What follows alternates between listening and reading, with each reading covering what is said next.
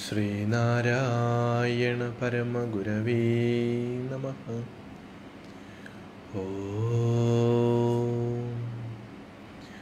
ബ്രഹ്മണേ മൂർത്തിമതേ ശ്രിതാനാം ശുദ്ധിഹേതവേ നാരായണ യതീന്ദ്രായ തസ്മൈ ശ്രീ ഗുരവേ നമഃ.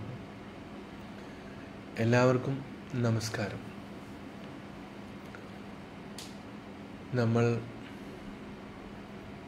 ഗുരുവിൻ്റെ മന്ത്രങ്ങൾ, ഗുരുവിനെ അർച്ചിക്കേണ്ട മന്ത്രങ്ങളുടെ അർത്ഥതലങ്ങളിലൂടെയാണ് സഞ്ചരിച്ചു കൊണ്ടിരിക്കുന്നത്. അപ്പോൾ 68 മന്ത്രങ്ങളാണ് കഴിഞ്ഞത്. 69ാമത്തെ മന്ത്രമാണ് നമുക്കിന്ന് പഠിക്കേണ്ടത്. മിക്കവാറും എല്ലാവരും മന്ത്രങ്ങളൊക്കെ കാണാതെ പഠിച്ചിട്ടുണ്ടെന്ന് വിചാരിക്കുകയാണ്. നമ്മൾ ഓരോ ദിവസം മിക്കവാറും 2 മന്ത്രം ഒക്കെയാണ്, അതുകൊണ്ട് അത് എളുപ്പത്തിൽ ഓർത്തിരിക്കാനും പറ്റും. അപ്പോൾ അടുത്ത മന്ത്രം ഓം പ്രാഗ്ഭാവാദി സാക്ഷിണേ നമഃ എന്നാണ്. പ്രാഗ്ഭാവാദി, പ്രാഗ് മുൻപ് ഉള്ളതാണ്, മുൻപ് ഉണ്ടായിരുന്ന, അനുഭവിച്ചിരുന്ന പല, അല്ലെങ്കിൽ അതിന് സാക്ഷിയായിട്ടിരുന്ന. പ്രാഗ്ഭാവാദി സാക്ഷിണേ നമഃ, മുൻപുള്ളതിനെ എല്ലാത്തിനും സാക്ഷിയായിട്ട് വർത്തിച്ചിരുന്ന ആൾക്കായിക്കൊണ്ട് എൻ്റെ നമസ്കാരം എന്നാണ് പറയുന്നത്. അപ്പോൾ നാം ശരീരമല്ല, അറിവാകുന്നു.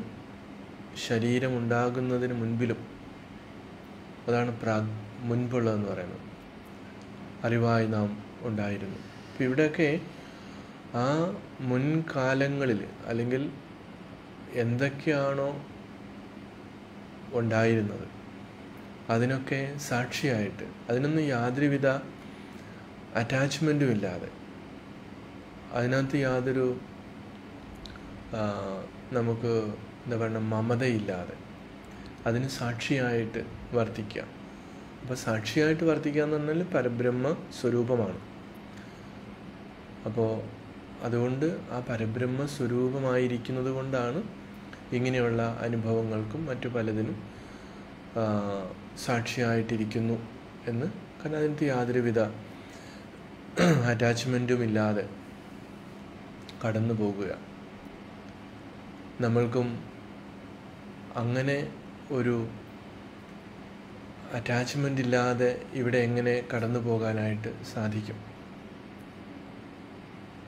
അവിടെ മുൻപ് നമ്മൾ സൂചിപ്പിച്ച പോലെയാണ്, അറിവിൻ്റെ അഭാവമാണ് ഈ അറ്റാച്ച്മെൻറ്റ് ഉണ്ടാക്കുവാനായിട്ടുള്ള കാരണം. താൻ ആരാണ് എന്നുള്ള അറിവില്ലായ്മ. അപ്പോൾ അറിവ് വന്നു കഴിയുമ്പോൾ സ്വാഭാവികമായിട്ട് നമ്മൾക്കും ആ ഒരു തിരിച്ചറിവുണ്ടാകുകയാണ്. ഇതിനെല്ലാം സാക്ഷിയായിട്ട് ഇരിക്കുന്നതാണ് ഞാൻ എന്ന് പറയുന്ന വിറ്റ്നസ് അല്ലേ നമ്മൾ പറയും. അപ്പോൾ എവർ ഷൈനിങ്, എപ്പോഴും പ്രകാശിച്ചു കൊണ്ടിരിക്കുന്നു. അപ്പോൾ നമ്മുടെ ജാഗ്രതയിലും സ്വപ്നത്തിലും ഒക്കെ സാക്ഷിയായിട്ട് അതിനെല്ലാം ഇങ്ങനെ അത് നമ്മളിങ്ങനെ കണ്ടുകൊണ്ടിരിക്കുന്നു. അപ്പം അങ്ങനെ ഒരു നമ്മുടെ കാഴ്ചപ്പാടിന് ഉണ്ടാകേണ്ട ആ ഒരു മാറ്റം ആണ് ഇവിടെ സൂചിപ്പിക്കുന്നത്. ഇപ്പോൾ ഗുരുദേവനെ സംബന്ധിച്ചിടത്തോളം എന്ത് കാര്യങ്ങൾ നടക്കുമ്പോഴും അതിനകത്ത് യാതൊരുവിധ അറ്റാച്ച്മെൻ്റ് ഉണ്ടാകുന്നില്ല. പൂർണ്ണമായിട്ടും സാക്ഷിയായിട്ട് തന്നെയാണ് ഇരുന്നിട്ടുള്ളത്. അങ്ങനെ ഇരിക്കുന്ന ഗുരുവിനായിക്കൊണ്ട് എൻ്റെ നമസ്കാരം എന്നാണ് പറയുന്നത്. പിന്നെയോ ഓം ശിഷ്യാബ്ജ ഭാസ്കരായ നമഃ. ശിഷ്യന്മാർ. അപ്പോൾ ഇവിടെ ശിഷ്യന്മാരാകുന്ന താമരകൾക്ക് സൂര്യനായി ഇരിക്കുന്ന ആരാണോ അദ്ദേഹത്തിനായിക്കൊണ്ട് എൻ്റെ നമസ്കാരം. താമരയും സൂര്യനുമായി വലിയ ബന്ധമുണ്ട്. കാര്യം സൂര്യൻ വരുമ്പോഴാണ് താമര വികസിക്കുന്നത്, വിടരുന്നത്. സൂര്യപ്രകാശം ഏൽക്കണം. അപ്പോൾ പ്രകാശത്തിൻ്റെ ആ ഒരു സാന്നിധ്യത്തിലാണ് താമരയ്ക്ക് വിരിയാൻ പറ്റുകയുള്ളൂ. ഇവിടെ ശിഷ്യന്മാരാണ് താമര, ശിഷ്യാബ്ജ. അപ്പോൾ ഇവിടെ ഗുരു സൂര്യനായിട്ട് നിൽക്കുമ്പോൾ ശിഷ്യന്മാർ താമരകളായിട്ട് അറിവ് പകർന്നു കൊടുക്കുവാനായിട്ട് ധിയോ യോ നഹ പ്രചോദയാത് എന്ന് ഗായത്രി മന്ത്രമൊക്കെ ചൊല്ലുമ്പോൾ നമ്മൾ അതിൻ്റെ അർത്ഥം പഠിക്കുമ്പോൾ മനസ്സിലാകും. ധി എന്ന് പറയാൻ ബുദ്ധിയാണ്. ഞങ്ങളുടെ ബുദ്ധിയെ ഈ ആത്മസൂര്യൻ പ്രകാശിപ്പിക്കുമാറാകണമേ എന്നാണ് അതിൻ്റെ അർത്ഥം. അതുപോലെയാണ് ഇവിടെയും എന്ത് സംഭവിക്കുന്നത്? ഈ ഗുരു ഇവിടെ ശിഷ്യന്മാരാകുന്ന താമരകൾക്ക് പ്രകാശം ചൊരിയുന്നു എന്ന് പറയുമ്പോൾ ശിഷ്യൻ്റെ ബുദ്ധിയെ പ്രകാശിപ്പിക്കുന്ന ആ ചൈതന്യം, കാരണം സൂര്യനാണ് എല്ലാത്തിനെയും പ്രകാശിപ്പിക്കുന്നത്, അതിനെല്ലാം ശക്തി പകരുന്നത്. കാരണം സൂര്യപ്രകാശത്തിൽ നിന്ന് ഇപ്പോൾ നമ്മുടെ വൃക്ഷങ്ങളും ലതകളും അതുപോലെ അതുമായിട്ട് ബന്ധപ്പെട്ട എല്ലാ ജീവജാലങ്ങളും സൂര്യനില്ലെങ്കിലെല്ലാം ചത്തുപോകും, മനുഷ്യനുൾപ്പെടെ. സൂര്യൻ്റെ രശ്മികളിൽ നിന്ന് ഊർജം ഉൾക്കൊണ്ടുകൊണ്ട് ജീവിക്കുന്ന എത്രയോ മനുഷ്യരുണ്ട്. സൂര്യയോഗ എന്ന് പറഞ്ഞിട്ട് തന്നെ അതിനെ കുറേ ഡെവലപ്പ് ചെയ്തിട്ടുമുണ്ട്. യോഗാനന്ദ പരമഹംസരുടെ ആത്മകഥയിൽ, ഒരു യോഗിയുടെ ആത്മകഥ, ആ പുസ്തകത്തിനകത്ത് ബംഗാളിൽ ജീവിച്ചിരുന്ന ഒരു മാതാജിയുടെ ചരിത്രം യോഗാനന്ദ പരമഹംസർ സൂചിപ്പിക്കുന്നുണ്ട്. ആ മാതാജിയുടെ ചരിത്രത്തിലേക്ക് നോക്കുമ്പോൾ ചെറിയ പ്രായത്തിൽ കുട്ടിയായിരിക്കുമ്പോൾ ധാരാളം ഭക്ഷണം കഴിച്ചുകൊണ്ടിരുന്ന ഒരു കുട്ടി. വീട്ടുകാർ, ബന്ധുക്കൾ ഒക്കെ പരിഹാസം. കാരണം 2-3 പേരുടെ ഭക്ഷണമൊക്കെ ആ കൊച്ചുകുട്ടി കഴിക്കുമായിരുന്നു. നമ്മൾ പറയും ആർത്തിയാണെന്ന് പറയും. പക്ഷേ ഇങ്ങനെ പലരും കളിയാക്കി അവർ ആ കുട്ടിക്ക് ഒരു മാനസാന്തരം, കാരണം ഭക്ഷണമില്ലാതെ എനിക്ക് ജീവിക്കാൻ പറ്റണം. അപ്പോൾ അതിനുശേഷം ആ കുട്ടി ഭക്ഷണം കഴിക്കൽ നിർത്തി. അത് ശരീരത്തിലേക്ക് ആവശ്യമുള്ള എനർജി ഈ സൂര്യപ്രകാശത്തിൽ നിന്നാണ് അവർ പിന്നീട് സ്വീകരിച്ചുകൊണ്ടിരുന്നത്. തന്നെയുമല്ല, യോഗയുടെ പ്രാണായാമം ശീലിക്കുകയും പിന്നീട് അവരൊരിക്കലും സമാധിയാകുന്നവരെ ഭക്ഷണം കഴിച്ചിട്ടില്ല. അപ്പോൾ യോഗാനന്ദ സ്വാമി പോയി കാണുന്ന സമയത്തും അവർക്ക് പ്രായമുണ്ട്.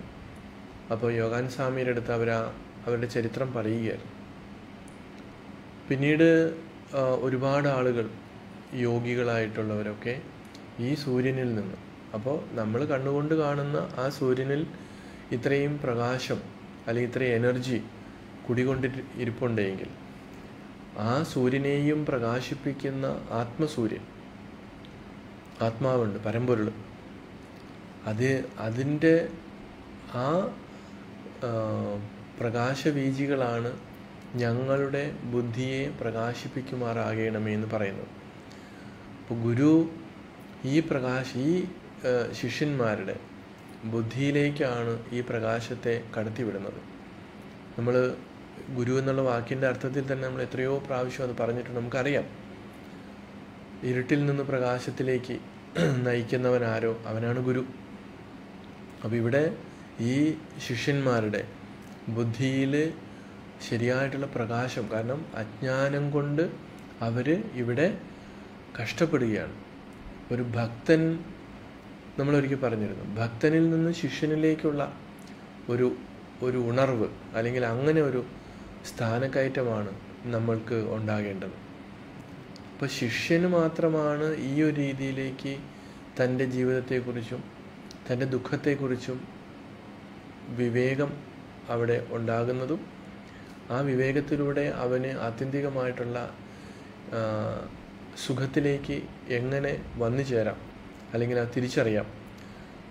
അപ്പോഴാണ് അവൻ ഗുരുവിനെ അന്വേഷിക്കുന്നത്. അങ്ങനെ ആ ഗുരുവിനെ കണ്ടെത്തി കഴിയുമ്പോൾ അവിടെയാണ് അവൻ്റെ ബുദ്ധിയിലേക്കാണ് ഈ ഗുരു ഈ കാര്യങ്ങളൊക്കെ പറഞ്ഞു കൊടുക്കുന്നത്. അപ്പോൾ അവിടെ അവൻ്റെ ആ ശരിക്കുള്ള ബുദ്ധി വികസിക്കുകയാണ്, അവൻ്റെ അജ്ഞാനം ഇല്ലാതാകുകയാണ്. തീർച്ചയായിട്ടും അങ്ങനെ ശ്രീനാരായണ ഗുരുദേവൻ ഇവിടെ നിലകൊണ്ടത് ഓരോരുത്തരിലും കുടികൊണ്ടിരിക്കുന്ന ആ അജ്ഞാനത്തെ, ആ ഇരുട്ടിനെ മാറ്റി പ്രകാശം പരത്തുവാൻ വേണ്ടിയിട്ടാണ്.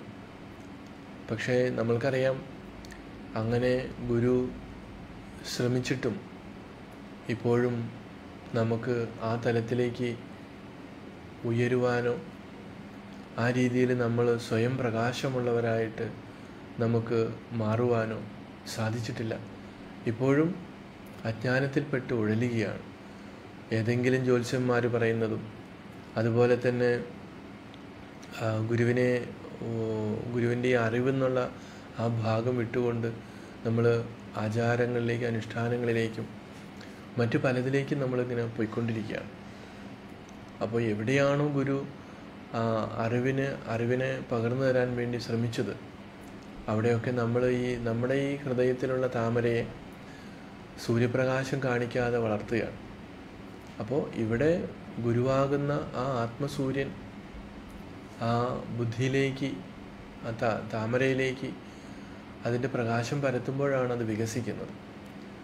അപ്പോൾ അങ്ങനെ ഒരു നിലപാട്, അങ്ങനെ ഒരു നമ്മുടെ ഒരു മനസ്സിനുണ്ടാകേണ്ട ഒരു പരിവർത്തനം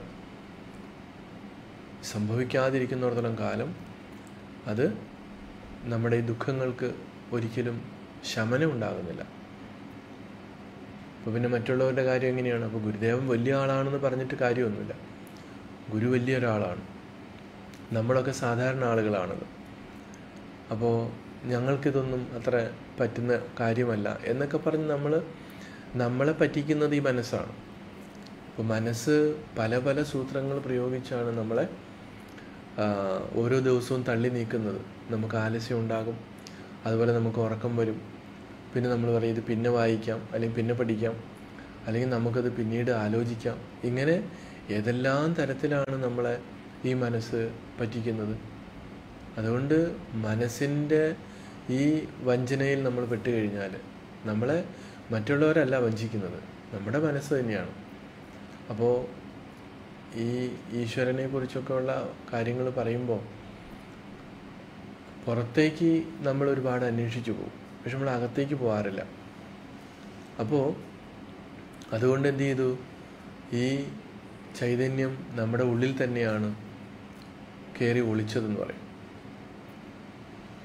നമ്മുടെ ഏത് കാര്യങ്ങളും നമ്മൾ അങ്ങനെയാണ്, നമ്മൾ ഇങ്ങനെ പുറത്തേക്ക് എല്ലാം അന്വേഷിച്ചു പോകും, പക്ഷെ ഉള്ളിലേക്ക് പോകാൻ നമുക്ക് ഒന്നും അറിയില്ല. അഥവാ നമ്മളൊന്ന് ആരെങ്കിലും പറഞ്ഞു തന്നാൽ ഉള്ളിലേക്ക് തിരിഞ്ഞു നോക്കാൻ നമുക്ക് ഭയമാണ്. അങ്ങനെ അഥവാ നമ്മൾ ശ്രമിക്കുമ്പോഴേക്കും പല പല തടസ്സങ്ങൾ മനസ്സ് സൃഷ്ടിച്ചു കളയും. അപ്പം അങ്ങനെയൊക്കെ വരാതിരിക്കാനായിട്ട് വളരെ ശ്രദ്ധയോടുകൂടി ഗുരു പറയുന്നു, ഒന്നൊന്നായി എണ്ണി എണ്ണി തൊട്ട് എണ്ണം പൊരുളൊടുക്കണം, അല്ലെങ്കിൽ ഓരോന്നതായി അവയവം പിരിച്ചു വേറാക്കണം. അപ്പോൾ അതുപോലെ അദ്വൈതദീപികയിലും ഗുരു പറയുന്നുണ്ട്, ഇങ്ങനെ ഈ പഞ്ഞിയുടെയും നൂലിൻ്റെയും ഒക്കെ കാര്യങ്ങൾ പറയുമ്പോൾ അതിനെ പിരിച്ച് നമ്മൾ വേറാക്കുമ്പോൾ അവിടെ അതിൻ്റെ യഥാർത്ഥ സത്ത എന്താണെന്ന് തിരിച്ചറിയാനായിട്ട് പറ്റുമെന്നുള്ളതാണ്.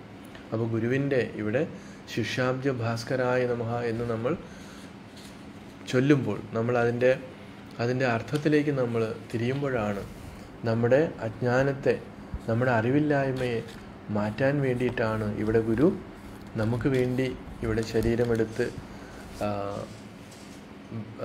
നിന്നത് എന്ന് ഉള്ള തിരിച്ചറിവ്. നമ്മൾ എന്നിട്ട് ആ കടപ്പാട്, നമ്മൾ ആ നന്ദി നമ്മൾ ഏതെങ്കിലും രീതിയിൽ ചെയ്ത് കൊടുക്കുന്നുണ്ടോ? ആ നന്ദി, ആ കടം നമ്മൾ വീട്ടുന്നുണ്ടോ ഒക്കെ നമ്മൾ ആലോചിക്കണം. ഇപ്പോൾ യാന്ത്രികമായിട്ട് ഇതൊക്കെ അങ്ങ് ചൊല്ലിക്കൊണ്ട് പോകുമ്പോൾ നമുക്ക് എളുപ്പമാണ്. പക്ഷേ ഗുരു നമ്മളെ ഉയർത്താൻ വേണ്ടിയിട്ട്, നമ്മുടെ അജ്ഞാനത്തെ എന്നേക്കുമായിട്ട് ഇല്ലാതാക്കാൻ വേണ്ടിയിട്ടാണ് നിലകൊള്ളുന്നത്. അപ്പോൾ ഗുരു ഒന്നും ഒരു സമയത്ത് ഇവിടുന്ന് മാറിപ്പോയിട്ടില്ല. പിന്നെയും സമയം വൈകിയിട്ടില്ല, നമുക്ക് സമയമുണ്ട്. ഇപ്പോൾ നമ്മൾ വിചാരിക്കാം നമുക്ക് ഒരുപാട് പ്രായമായി, ഈ പ്രായമായ സമയത്ത് ഇനി ഇതൊക്കെ നടക്കുന്ന കാര്യമാണോ? ഒരു കുഴപ്പമില്ല. നമുക്ക് ഓർമ്മക്കുറവുകളുണ്ടെങ്കിലും നമുക്ക് ഇങ്ങനെയുള്ള ഓരോരോ വിചാരങ്ങൾ നമുക്ക് വീട്ടിൽ ഇരുന്ന് നമുക്ക് എത്രയോ സമയമാണ് കിട്ടുന്നത്. ആ സമയത്തൊക്കെ നമുക്ക് ഇതിനെക്കുറിച്ച് വിശകലനം ചെയ്യാം. അപ്പോൾ നമ്മുടെ മനസ്സിനകത്തുള്ള കാമ, ക്രോധ, ലോഭ, മോഹ, മതമാത്സര്യാദികൾ, അതുണ്ടാക്കുന്ന പ്രശ്നങ്ങൾ, ഇതിനെയൊക്കെ നമുക്ക് വളരെ ശാന്തതയോടുകൂടി അടിച്ചമർത്തുകയല്ല, അതിനെ വിശകലനം ചെയ്യാണ്. ഒന്നൊന്നായിട്ട് നമ്മളെടുത്ത് എണ്ണി മാറ്റണം. അപ്പോൾ ഇത് നിരന്തരമായിട്ടുള്ള ഒരു പ്രക്രിയയാണ്. അതുകൊണ്ട് ഒരു ദിവസം ഇപ്പോൾ നമ്മൾ ക്ഷേത്രത്തിലോ അല്ലെങ്കിൽ മറ്റു സ്ഥലത്തൊക്കെ പോയി പൂജ നടത്തുന്ന പോലെയല്ല. അത് നമ്മളൊരു പൈസ കൊടുത്തു കഴിഞ്ഞിട്ടുണ്ടെങ്കിൽ അവരവിടെ പൂജ നടത്തും. ആ രീതിയിലല്ല, മറിച്ച് ഈ കൃത്യമായിട്ട് അതിൻ്റെ വിശകലനം ആണ് നമ്മൾ ചെയ്യേണ്ടത്.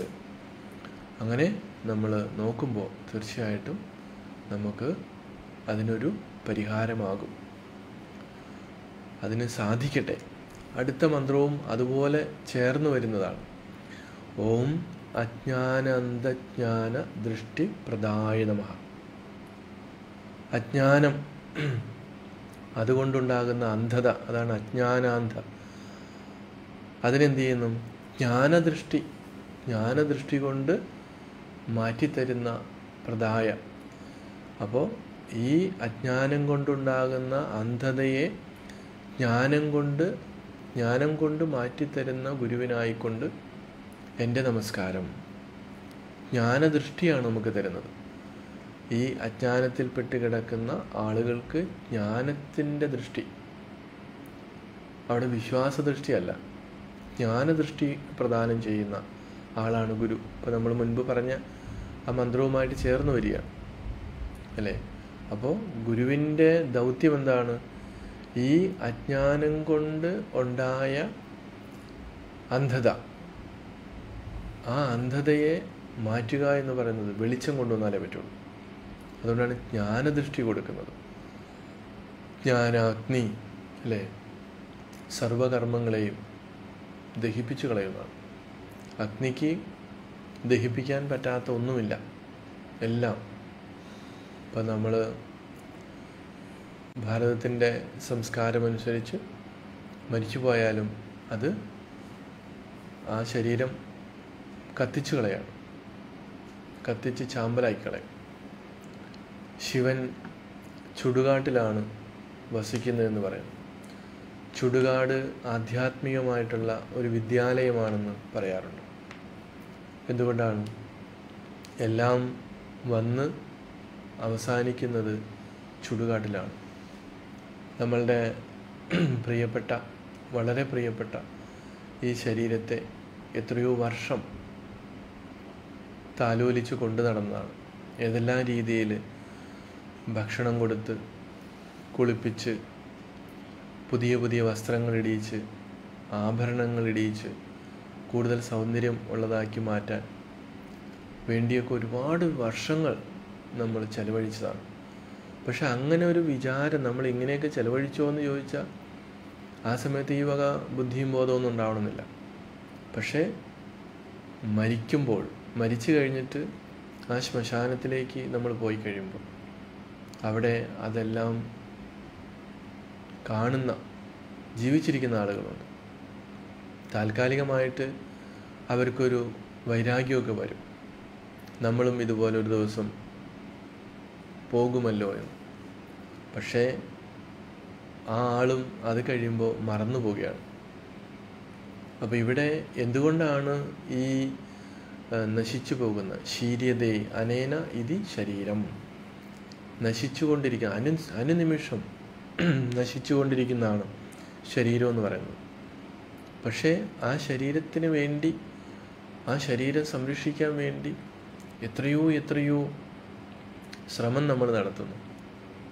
പക്ഷേ ശരീരം ആദ്യം ഖലു ധർമ്മസാധനം, ധർമ്മത്തെ അനുഷ്ഠിക്കാൻ വേണ്ടിയിട്ടാണ് ശരീരത്തെ രക്ഷിക്കുവാനായിട്ട് മഹർഷിമാർ പറഞ്ഞത്. അല്ലാതെ ഈ കാണുന്ന നൈമിഷികമായിട്ടുള്ള സുഖങ്ങളുടെ പുറകെ പോയി നശിപ്പിക്കാൻ വേണ്ടിയിട്ടല്ല. പക്ഷേ ആ ധർമ്മം അനുഷ്ഠിക്കാൻ വേണ്ടി, അതായത് നമ്മുടെ ആത്യന്തികമായിട്ടുള്ള ലക്ഷ്യം പൂർത്തീകരിക്കാൻ നമുക്ക് ഈ വാഹനം ആവശ്യമാണ്, ഈ രഥം ആവശ്യമാണ്. അതിന് മെയിൻ്റെനൻസ് ഒക്കെ ചെയ്ത് നമ്മൾ കൊണ്ടുപോകുക എന്നുള്ളതാണ്. പക്ഷേ അതിൽ നമ്മൾ അത്ര അറ്റാച്ച്മെൻറ്റിൻ്റെ ആവശ്യമില്ല. കാരണം അത് ഏത് സമയത്തും പണി മുടക്കാം. ഇപ്പോൾ നമ്മൾ വണ്ടി കൊണ്ട് പോകുന്നുണ്ട്, ആ വണ്ടി ഇപ്പോൾ നമ്മൾ ഫ്ലൈറ്റ് ആയാലും ശരി, കപ്പലായാലും ശരി, ബസ്സായാലും ശരി, നമ്മുടെ സ്കൂട്ടറായാലും കാറായാലും അതിൻ്റെ ഉപയോഗം എന്താണ്? നമ്മളെ ഒരു പ്രത്യേക സ്ഥലത്ത് എത്തിക്കുക എന്ന് മാത്രമേ ഉള്ളൂ. ആ വാഹനം അത് കഴിഞ്ഞ് നമ്മൾക്ക് പിന്നെ നമ്മുടെ ശ്രദ്ധയിൽ വരുന്നില്ല. നമ്മൾ ലക്ഷ്യസ്ഥാനത്ത് എത്തിക്കഴിഞ്ഞാൽ നമ്മൾ പിന്നെ അതിനെക്കുറിച്ച് ഓർക്കുന്നില്ല, അതങ്ങ് വിട്ടുകളഞ്ഞു എന്ന് പറഞ്ഞ പോലെ ഈ ശരീരവും നമുക്ക് എവിടം വരെയാണ് ആവശ്യം? ഈ സാക്ഷാത്കാരം വരെ. അതായത് ഈ അജ്ഞാനത്തിൽ നിന്ന് ഉണ്ടായ ആ അന്ധകാരത്തെ ഇല്ലാതാക്കാൻ വരെ മാത്രമേ ഇത് ആവശ്യമുള്ളൂ. അപ്പോൾ അവിടെ നമുക്ക് വേണ്ടി വരുന്നത് ആ ജ്ഞാനദൃഷ്ടി ഉണ്ടാകുമ്പോഴാണ് ഈ സംഭവങ്ങളൊക്കെ മാറി വരുന്നത്. പക്ഷേ ഇതാണ് നമ്മുടെ ജീവിത ദൗത്യമെന്ന് നമ്മൾക്ക് ചെറിയ പ്രായത്തിൽ തന്നെ നമുക്ക് അറിഞ്ഞാൽ പിന്നെ എളുപ്പമാണ്. ഇത് തൻ്റെ സ്വരൂപം ഇതാണെന്നുള്ള തിരിച്ചറിവ് വന്നു കഴിയുമ്പോൾ മറ്റു എല്ലാത്തിലും നമുക്ക് പിന്നെ അതിനകത്ത് ഇത്രയും ആക്രാന്തം പിടിക്കേണ്ട ആവശ്യമില്ല. സമാധാനത്തോടുകൂടി ഗുരു ദൈവചിന്തനത്തിലൊക്കെ പറഞ്ഞ പോലെ നമുക്ക് ന്യായമായിട്ട് ഭൗതികമായിട്ടുള്ള എല്ലാ സുഖഭോഗങ്ങളും അനുഭവിച്ചുകൊണ്ട് ഇവിടുന്ന് പോകാം. മറ്റേതെന്ത് പറ്റുന്നു? നമുക്ക് ന്യായമായിട്ടുള്ളതും കിട്ടുന്നില്ല, ഒന്നും കിട്ടുന്നില്ല. നമ്മളിങ്ങനെ വെപ്രാളം പിടിക്കുക. എത്ര കിട്ടിയാലും അതിനകത്ത് മതി വരുന്നില്ല, തൃപ്തിയാകുന്നില്ല. വീണ്ടും വീണ്ടും വീണ്ടും വെട്ടിപ്പിടിക്കുവാനുള്ള. അപ്പോൾ എന്ത് സംഭവിക്കുന്നു? നമുക്ക് സമാധാനം നഷ്ടപ്പെടുകയാണ്. അങ്ങനെ മനസ്സമാധാനം നഷ്ടപ്പെട്ട് ജീവിക്കേണ്ടവരല്ല നമ്മൾ എന്നുള്ള ജ്ഞാനദൃഷ്ടിയാണ് ഗുരു നമുക്കിവിടെ തരുന്നത്. അപ്പോൾ ഇത്രയും ശ്രേഷ്ഠമായിട്ടുള്ള ഒരു ജ്ഞാനത്തെ പ്രദാനം ചെയ്യാൻ വേണ്ടി റെഡിയായിട്ട് നിൽക്കുന്ന ആ ഗുരുവിനെ ആ രീതിയിൽ നമ്മൾ സമീപിക്കാതെ വന്നതുകൊണ്ടാണ് ഇന്ന് നമ്മൾ ദുഃഖത്തിൽ ആഴ്ന്ന് കിടക്കുന്നത്. മറ്റു പലതിലും നമ്മൾ കയറിപ്പറ്റി. നമുക്ക് ഭൗതികമായിട്ടുള്ള വിദ്യാഭ്യാസം കിട്ടി, നമുക്ക് വീടുണ്ട്, മറ്റെല്ലാം ഉണ്ട്. പക്ഷെ എന്ത് മാത്രമില്ല, നമുക്ക് ഇതെല്ലാം ഒരു സുപ്രഭാതത്തിൽ നശിച്ചു പോകുന്നതാണെന്നും നമ്മൾ അതിനകത്ത് അത്രമാത്രം ആസക്തി വെക്കണ്ട എന്നും ഉള്ള ഒരു ബോധം നമുക്കുണ്ടായില്ല. അതിനെ ഉണ്ടാക്കിയെടുത്താൽ മാത്രം മതി. അല്ലാതെ ഇതിനെല്ലാം നമ്മൾ നിഷേധിച്ചുകൊണ്ട് പോകണമെന്ന് പറയുന്നില്ല. അപ്പോൾ ചോദിക്കാം, പിന്നെ അങ്ങനെയാണെങ്കിൽ നിങ്ങളെന്തിനാണ് സ്വാമിമാരൊക്കെ ആയിട്ട് പോകുന്നത് എന്നൊരു മുടന്തൻ ന്യായമൊക്കെ ചോദിക്കാം. അത് ഇതിൻ്റെ ഈ പറഞ്ഞതിൻ്റെ അർത്ഥം ശരിയായ രീതിയിൽ ഗ്രഹിക്കാത്തത് കൊണ്ടാണ് ആ ചോദ്യം വരുന്നത്. പിന്നെ അവിടെ സന്യാസിയെന്നോ അല്ലെങ്കിൽ ഗൃഹസ്ഥനെന്നോ ഒന്നുമില്ല. ഈ അറിവ് ആർക്കാണോ സ്വായത്തമാക്കാൻ പറ്റുന്നത്, സ്വാംശീകരിക്കാൻ പറ്റുന്നത്, അവൻ മാത്രമാണ് ഇവിടെ ശരിക്കും ജീവിക്കുന്നവൻ. മറ്റുള്ളവരൊക്കെ മരിച്ചുകൊണ്ടിരിക്കുന്നവരാണ്. കാരണം ഒന്നുകിൽ നമ്മൾ കഴിഞ്ഞ കാലത്തിൻ്റെ ഓർമ്മയിൽ ജീവിക്കുന്നു, ഇല്ലെങ്കിലോ നമ്മൾ വരാൻ പോകുന്ന കാലത്തെക്കുറിച്ച് അതിൽ ജീവിക്കുന്നു, സാങ്കല്പിക ലോകത്ത്. ഇവർ രണ്ടുപേരും ജീവിക്കുന്നവരല്ല. നേരെ മറിച്ച് ഇപ്പോൾ ഈ നിമിഷത്തിൽ നമ്മൾ ആണ് ജീവിക്കുന്നതെങ്കിൽ അവർ മാത്രമാണ് ജീവിക്കുന്നത്, പ്രസൻറ്റിൽ, അല്ലേ? അപ്പോൾ കഴിഞ്ഞ കാലവും വരാൻ പോകുന്ന കാലവും സാങ്കല്പികമാണ് എങ്കിൽ ഇപ്പോൾ എന്ന് പിന്നെ നമ്മൾ എന്തിനാ പറയുന്നത്? അതുകൊണ്ട് ശരിക്കും ജീവിക്കുന്നവർ ഈ വർത്തമാനകാലത്തിൽ ഇപ്പോൾ നമ്മുടെ മുൻപിൽ എന്താണോ സംഭവിക്കുന്നത് അതിനകത്ത് അറ്റാച്ച്മെൻ്റ് ഇല്ലാതെ, അതിനകത്ത് യാതൊരുവിധ മറ്റ് വ്യാപാരങ്ങളില്ലാതെ സന്തോഷത്തോടു കൂടി നമ്മളതിനെ കണ്ട് നമ്മൾ വിട്ടുകഴിഞ്ഞാൽ പിന്നെ നമുക്ക് അങ്ങനെ ടെൻഷൻ അടിക്കേണ്ട ആവശ്യമില്ല. പക്ഷേ ഇത് പറയാൻ എളുപ്പമാണ്. ഭൂതവും ഭാവിയും വേറല്ല എന്ന് ഗുരു പറയുമ്പോൾ എന്തിൽ നിന്നാണ് വേറല്ലാത്തത്? വർത്തമാനത്തിൽ നിന്നാണ്, ഈ പ്രസൻറ്റിൽ നിന്ന്, വർത്തമാനകാലത്തിൽ നിന്ന്. നമ്മൾ ഈ ഇന്നലെ എന്ന് പറയുന്നതും നാളെ എന്ന് പറയുന്നതും നിലനിൽക്കുന്നത് ഇന്നിലാണ്, അല്ലേ? അപ്പോൾ ഇപ്പോൾ നമ്മൾ ജീവിക്കുന്നുണ്ടോ? ഇപ്പം നമ്മുടെ മുൻപിൽ വരുന്ന കാര്യങ്ങളെ നമുക്ക് യാതൊരു പ്രശ്നങ്ങളുമില്ലാതെ, ടെൻഷനില്ലാതെ കാണാനും അതിനെ അതിജീവിക്കുവാനും പറ്റുന്നുണ്ടോ? ഇല്ല എങ്കിലാണ് നമ്മൾ ഈ ഒന്നുകിൽ നമ്മൾ ഫ്യൂച്ചറിൽ വരാൻ പോകുന്നതിൽ നമ്മളിങ്ങനെ സാങ്കല്പികമായിട്ട് ജീവിക്കുക.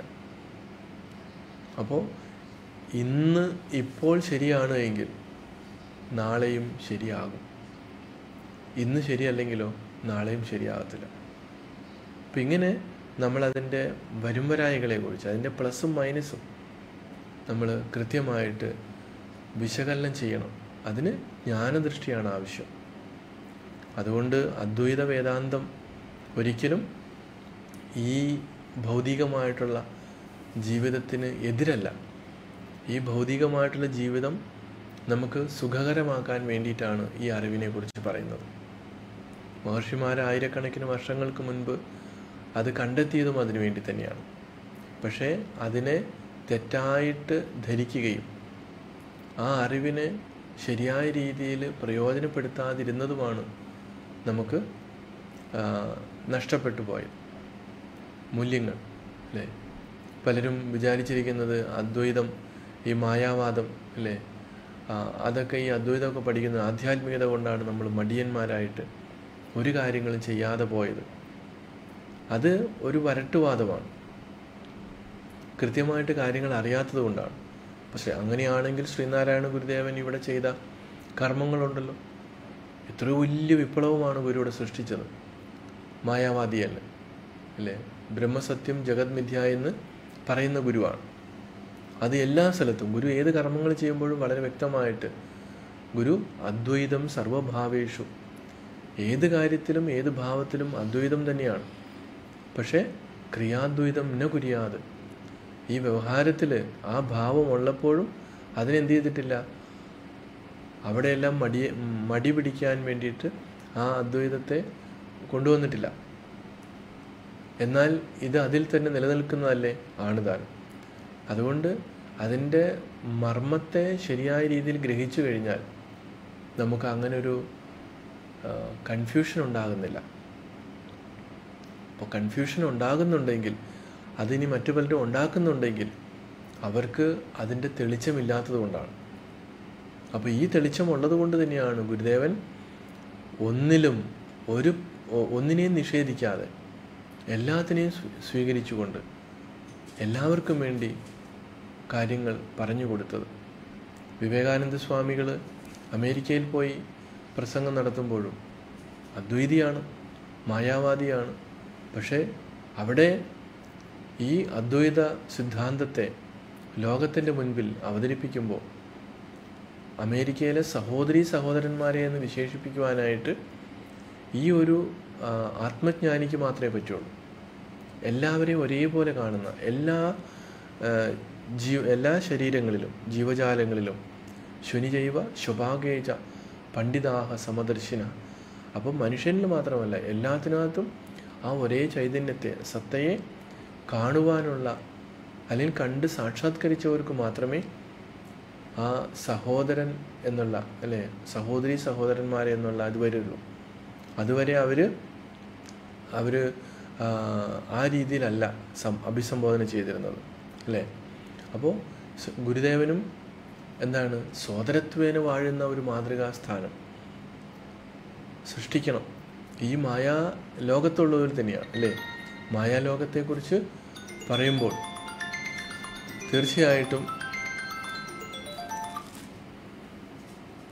തീർച്ചയായിട്ടും ആ ഒരു മായ എന്താണെന്ന് തിരിച്ചറിഞ്ഞുകൊണ്ട് നമുക്ക് ജീവിക്കാനായിട്ട് പറ്റണം. അങ്ങനെ നമുക്ക് സാധിക്കാതെ വരുമ്പോൾ ഈ അദ്വൈതം എന്താണ്, പ്രാവർത്തികമല്ലാതെ വരും. അപ്പം അതിൻ്റെ മർമ്മം ഗ്രഹിക്കാത്തത് കൊണ്ടാണ്. അപ്പോൾ ഈ മർമ്മം ഗ്രഹിച്ചുകൊണ്ട്, അതാണ് ജ്ഞാന ദൃഷ്ടി പ്രദാനം ചെയ്യുന്നതാണ് ഗുരു. ആ ജ്ഞാനദൃഷ്ടി എപ്പോഴും നമ്മളിൽ ഉണ്ട്. അത് എപ്പോഴും സാക്ഷിഭാവത്തിൽ വർത്തിക്കുന്നുണ്ട്. അതിനെ ആണ് നമുക്ക് തിരിച്ചറിയേണ്ടത്. ഈ അജ്ഞാനത്തിൽ നിന്ന് ഉണ്ടാകുന്ന അന്ധതയെ നമുക്ക് മാറ്റാനായിട്ട് അത് മാത്രമാണൊരു പോംവഴി എന്ന് ഗുരു വളരെ വ്യക്തമായിട്ട് നമ്മളെ ഓർമ്മിപ്പിക്കുകയാണ്. ഗുരുവിൻ്റെ മാതൃകാപരമായിട്ടുള്ള ഈ ലോക ലീല നമ്മൾ നിരീക്ഷിക്കുമ്പോൾ നമുക്കത് മനസ്സിലാക്കാൻ സാധിക്കും. അപ്പോൾ ഗുരുവിനെ നമ്മൾ ഈ മന്ത്രം ചൊല്ലി നമ്മൾ അർച്ചന നടത്തുമ്പോൾ തീർച്ചയായിട്ടും ഈ ഒരു ഭാവം നമ്മളിലേക്ക് ഉണ്ടാകണം. നമ്മൾ ആ രീതിയിലേക്ക് നമ്മുടെ ഈ അജ്ഞാനത്തിൽ നിന്നുണ്ടായ അന്ധതയെ നമുക്ക് മാറ്റാൻ പറ്റണം. തീർച്ചയായിട്ടും അതിന് സാധിക്കട്ടെ എന്ന് മാത്രം ആണ് ഈ അവസരത്തിൽ ഓർമ്മിപ്പിക്കുവാനുള്ളത്.